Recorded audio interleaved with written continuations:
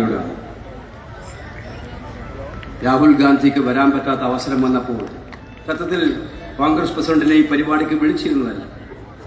അദ്ദേഹത്തോട് ഞാൻ പറഞ്ഞു, ഇങ്ങനെ ഒരു പ്രശ്നം ഉണ്ടായിട്ടുണ്ട് എന്ന് പറഞ്ഞപ്പോൾ അതിനെന്താ രാഹുൽജിക്ക് വരാൻ പറ്റാത്തത് സോണിയാജിക്ക് അസുഖമായതുകൊണ്ടല്ലേ, ഇവിടേക്ക് കോഴിക്കോടേക്ക് ഞാൻ വരും എന്ന് പറഞ്ഞ പ്രിയങ്കരനായ നേതാവ് മല്ലികാർജുന ഖാർഗെജി. ഈ ഖാർഗെജിയെ നിങ്ങൾക്കറിയാമോ? ഇദ്ദേഹത്തിന്റെ ചരിത്രം നിങ്ങൾക്കറിയാമോ? മല്ലികാർജുന ഖാർഗെ ആരാണെന്ന് കേരളം അറിയുമോ എന്നെനിക്ക്. ഇദ്ദേഹം ജീവിതത്തിന്റെ പരുപരുത്ത യാഥാർത്ഥ്യങ്ങളോട് ഏറ്റവും ശക്തമായി ബലട്ടുവന്ന ചെറുപ്രായത്തിൽ അദ്ദേഹത്തിന്റെ കുടുംബത്തിൽ എല്ലാവരെയും നഷ്ടപ്പെട്ടു. ഒരു കലാപത്തിലാണ് നഷ്ടപ്പെട്ടത്. വെന്ത് മരിക്കുന്നത്, സ്വന്തം രക്ഷാകർത്താക്കൾ വെന്ത് മരിക്കുന്നത് കണ്ട് വളർന്നൊരു ബാലനാണ് ഇവിടെ ഇരിക്കുന്ന ഇന്ത്യൻ നാഷണൽ കോൺഗ്രസിന്റെ പ്രസിഡന്റ്. നരേന്ദ്രമോദി പറയും അധികാരത്തെക്കുറിച്ച്. ഇവിടെ ഇന്ത്യൻ രാഷ്ട്രീയത്തിൽ കോൺഗ്രസ് ഉയർത്തിപ്പിടിക്കുന്ന പുതിയ സമവാക്യങ്ങളിൽ ഏറ്റവും ശക്തമായ വാദവുമായി നിൽക്കുന്ന മോഡിയുടെ മുഖത്ത് നോക്കി രാജ്യസഭയിൽ നിങ്ങൾ ഈ രാജ്യത്തെ വഞ്ചിക്കുകയാണെന്ന് ആർജവത്തോടെ പറയാൻ ധൈര്യമുള്ള നേതാവാണ് മല്ലികാർജുന ഖാർഗെ. അപ്പൊ അദ്ദേഹം ഇവിടെ വരാൻ തയ്യാറായതിനുള്ള അങ്ങേയറ്റത്തെ നന്ദി രേഖപ്പെടുത്തിക്കൊണ്ട് കേരളം ഐക്യജനാധിപത്യ മുന്നണിയുടെ സർക്കാർ വരാൻ പോകുന്നതിന്റെ ഏറ്റവും വലിയ ലക്ഷണമാണ് ഇന്ന് കോഴിക്കോട് കടപ്പുറത്തെ ഈ മഹാസാഗരമെന്ന് CPM മനസ്സിലാക്കിക്കോ എന്ന് മാത്രം പറഞ്ഞുകൊണ്ട് എന്റെ വാക്കുകൾ അവസാനിപ്പിക്കുന്നു. നമസ്കാരം. അടുത്തതായി സംസാരിക്കുന്നത് ഞാൻ നേരത്തെ പറഞ്ഞതുപോലെ ഇന്ത്യൻ മതേതരത്വത്തിന്റെ കാവലഭടന്മാരെന്ന് ഓരോ മതേതര വിശ്വാസികൾക്കും അഭിമാനത്തോടെ പറയാവുന്ന പാണക്കാട് കുടുംബത്തിലെ കാരണവർ ഇന്ത്യൻ യൂണിയൻ മുസ്ലിം ലീഗിന്റെ സമരാർത്ഥനായ സംസ്ഥാന അധ്യക്ഷൻ പാണക്കാട് സാദിഖ് അലി തങ്ങളെ സമസ്ത ബഹുമാന പുരസ്കാരം ക്ഷണിക്കുന്നു.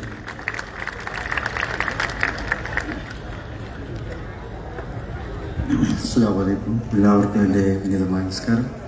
ഇന്ത്യൻ നാഷണൽ കോൺഗ്രസിൻ്റെ സമ്മേളകരായ AICC പ്രസിഡന്റ് ശ്രീ മല്ലികാർജുൻ ഖാർഗെജി അവർ, വേദിയിലെ മറ്റ് ജനാധിപത്യ ഇന്ത്യയുടെ കരുത്തരായ നേതാക്കളെ, പ്രിയപ്പെട്ട സഹോദരി സുഹൃത്തുക്കളെ, കോഴിക്കോട് കടപ്പുറത്ത് മറ്റൊരു ചരിത്ര സംഭവത്തിനും കൂടി ഇന്ന് നമ്മളെല്ലാവരും സാക്ഷ്യം വഹിച്ചുകൊണ്ടിരിക്കുകയാണ്. ജനാധിപത്യ മതേതര കേരളത്തിന് പുതിയ ഉണർവും ആവേശവും ഊർജവും പകരുന്നതിന് വേണ്ടി ഇന്നിപ്പോൾ ഇവിടെ നമ്മളെല്ലാവരും ഒരുമിച്ച് ചേർന്നിരിക്കുകയാണ്. നേരത്തെ നേതാക്കളെല്ലാം ഇവിടെ സൂചിപ്പിച്ചതുപോലെ വരാനിരിക്കുന്ന 5 വർഷം ആരാണ് കേരളം ഭരിക്കേണ്ടത് എന്ന് തീരുമാനിക്കുന്നവരാണ് ഇവിടെ ഇരിക്കുന്ന നമ്മൾ ഓരോരുത്തരും എന്നൊരു സന്തോഷവും അഭിമാനവും നമുക്കുണ്ട്.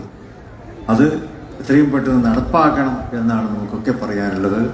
ഇനി ഏതാനും ദിവസങ്ങൾ കൂടി കഴിഞ്ഞാൽ ഏപ്രിൽ 9 സമാഗതമാവുകയാണ്. ആ ഏപ്രിൽ 9 നമുക്ക് പുതുയുഗ പിറവി നമ്മളത് കാത്തിരിക്കുന്നു. ടീം UDFന്റെ വിജയമാണ് കേരളം കാത്തിരിക്കുന്നത്. വരുന്ന 5 വർഷക്കാലവും ഇനി തുടർന്നുള്ള കാലങ്ങളിലും ടീം UDF ആണ് കേരളത്തെ ഭരിക്കുവാൻ പോകുന്നത് എന്ന സന്തോഷം പങ്കുവെച്ചുകൊണ്ട് എല്ലാത്തിലും ആശംസകൾ നേരുന്നു. നന്ദി. ചെയ്തു. Next we request Honorable President of AICC Mallikarjuna Kharge to inaugurate this Maha Rally by his penning speech. ഈ പ്രസംഗം പരിഭാഷപ്പെടുത്തുന്നത് KPCCയുടെ വർക്കിംഗ് പ്രസിഡന്റ് വടകരയുടെ MP നമ്മുടെ ഏറ്റവും പ്രിയപ്പെട്ട ശ്രീ ഷാഫി പറമ്പിൽ.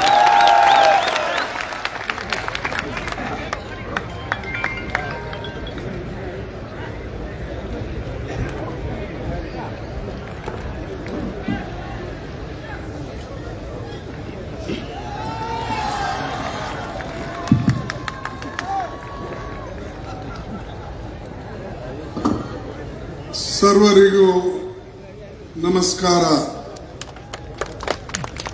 നിങ്ങൾക്കെല്ലാവർക്കും എന്റെ ഹൃദയം നിറഞ്ഞ നമസ്കാരം. Shri Venugopal ji, Shri Deepa Munshi G,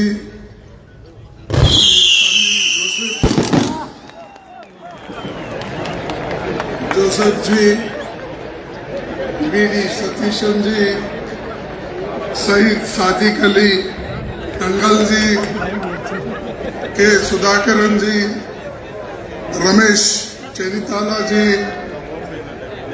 PK Nvikuttam ji, M.K.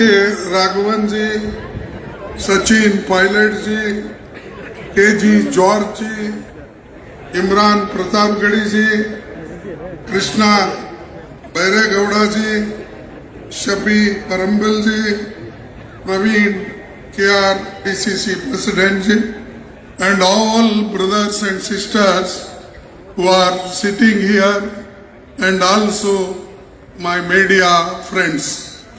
അധ്യക്ഷവേദിയിലെ പ്രിയങ്കരായ നേതാക്കന്മാരെ, എനിക്ക് ഏറ്റവും പ്രിയപ്പെട്ട ഇവിടെ ഇരിക്കുന്ന എന്റെ പ്രിയങ്കരായ സഹോദരി സഹോദരന്മാരെ, പ്രിയങ്കരായ മാധ്യമ പ്രവർത്തകരെ, Today we launch the campaign of UDF with one mission: to restore Keralam to the people it belongs to.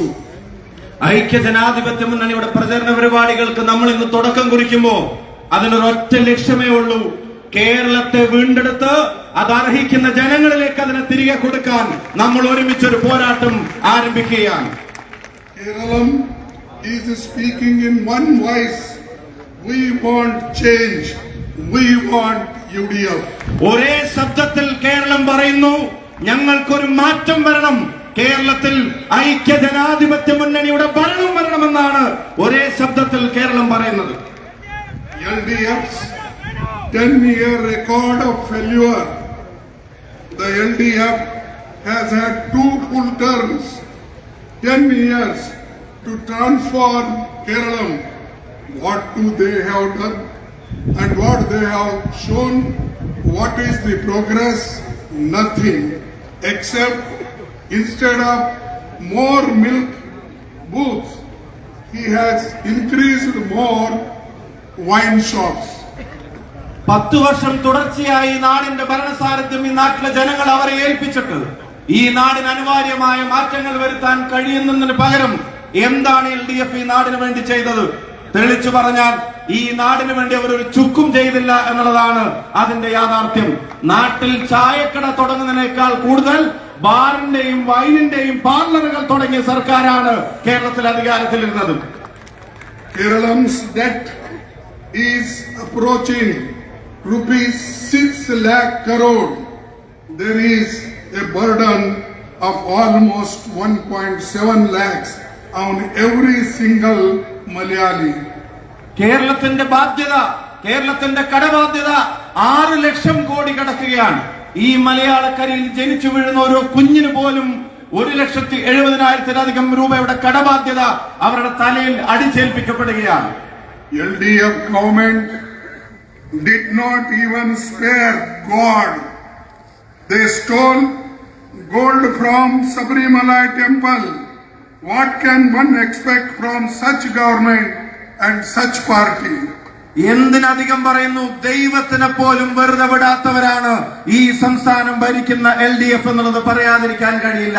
Sabarimala ശാസ്താവിന്റെ അയ്യന്റെ സ്വർണം കവർന്നവർ മറ്റെന്ത് വൃത്തികേടും ഈ നാടിനോട് ചെയ്യുമെന്ന കാര്യത്തിന് ഒരു സംശയവും വേണ്ട. His government has completely failed to arrest people, and he is not caring that Sabrimala gold has stolen. They should be punished. Instead of punishing, he is giving them chance to come out from jail. അയ്യന്റെ സ്വർണം കവർന്നതിന്റെ പിന്നിലെ ഗൂഢാലോചന നടത്തിയ പങ്കാളികളായ ഉന്നതരെ അവരെ തുറങ്കലിൽ അടക്കാതെ അവർക്ക് രക്ഷപ്പെടാൻ